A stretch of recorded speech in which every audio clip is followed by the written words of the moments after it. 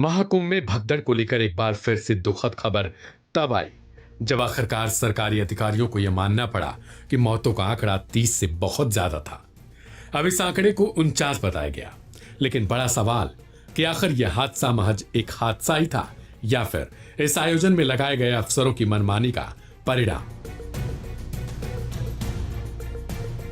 कई रिपोर्ट्स में बताया गया कि आखिर किन किन अफसरों की मनमानी के कारण यह हादसा हुआ है।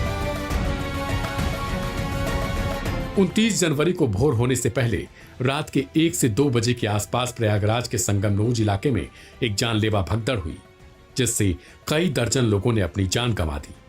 योगी सरकार साल भर पहले से ही इसको लेकर तैयारी कर रही थी और करोड़ों रुपए का बजट इस महाकुंभ पर खर्च किया गया।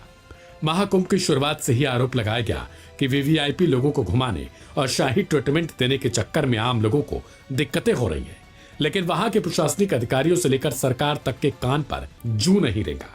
कुछ रिपोर्ट्स की माने तो इस हादसे की कहानी 27 जनवरी को ही शुरू हो जाती है, जब गृह मंत्री अमित शाह के पहुंचने की वजह से कई पुलों को बंद कर दिया जाता है। पुल बंद होने की वजह से लोगों को घूमकर जाना पड़ रहा था। कुछ देर बाद दिखा कि एसडीएम सदर की गाड़ी के लिए पुल खोला जा रहा है। लोगों का गुस्सा 7वें आसमान पर था, जिसके बाद लोगों की भीड़ ने एसडीएम की गाड़ी पर हमला बोल दिया। अफसरों से धक्का मुक्की हुई। गुस्साई भीड़ को देखते ही पांटून ब्रिज नंबर 13, 14, 15 को खोल दिया गया। हालांकि फिर भी वीआईपी मसला नहीं रुका। जितनी देरी तक पुलों को बंद किया जाता, इससे आम लोगों में रोष बढ़ता जाता। 28 जनवरी को पुल नंबर 3, 14, 15, 17, 18, 19, 22 यानी सिर्फ 7 पुल को चालू किया गया था। यही हाल कुछ कमोवेश 29 जनवरी को भी हुआ, जब मौनी अमावस्या के मद्देनजर पुल नंबर 1, 2, 13, 14, 15, 17, 18, 19, 22 यानी कुल 9 पुलों को खोला गया। 27-28 जनवरी को अधिकतर पुलों के बंद होने की वजह से एक ही जगह पर भीड़ जमा हो गई। इससे यह हुआ कि जो लोग संगम तट की तरफ थे वे अखाड़े की तरफ नहीं निकल पाए और भीड़ लगातार इकट्ठा होती गई। अखाड़े की तरफ जाने के लिए रास्ता लंबा होता, इससे उन्हें जाने में कई घंटों तक लग जाते।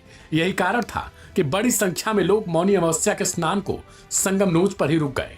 अगर ब्रिज चालू रहे होते तो ये सभी निकल गए होते, लेकिन निकल ना पाने के कारण ये वहीं पर सो गए। इसमें लापरवाही के लिए सीधे तौर पर कुछ रिपोर्ट्स एसएसपी राजेश द्विवेदी को जिम्मेदार बता रही हैं, क्योंकि रिपोर्ट्स की माने तो जिम्मेदारी संगम तट पर भीड़ ना होने की इन्हीं की थी। इसके साथ ही भीड़ को कंट्रोल करने की बजाय इनका अता पता तक नहीं था। एक और जहां संगमनोज पर लोग सो गए तो बहुत सारे लोगों की भीड़ लगातार इकट्ठा हो गई। इसके बाद एक वीडियो हादसे के दिन का आया, जिसमें कमिश्नर विजय विश्वास पंत का एक भाषण वायरल है। वो माइक पर कुछ कह रहे थे कि संगमनोज के लोग स्नान कर निकल जाएं, भीड़ बढ़ेगी तो भगदड़ हो सकती है। सवाल है कि माइक पर ऐलान की जगह पुलिस की संख्या क्यों नहीं बढ़ाई गई? लाखों की भीड़ को कंट्रोल करने के लिए कहा जा रहा है, वहां सिर्फ 1000 जवान क्यों तैनात थे, जिनमें होमगार्ड्स भी थे? फिर कमिश्नर ने भगदड़ का ऐलान कर अपने आप को वहां से हटाया क्यों? क्या उन्हें यह नहीं लगा कि जब वो कह रहे कि भगदड़ हो सकती है तो फिर वहां जरूरत उनकी सबसे ज्यादा है?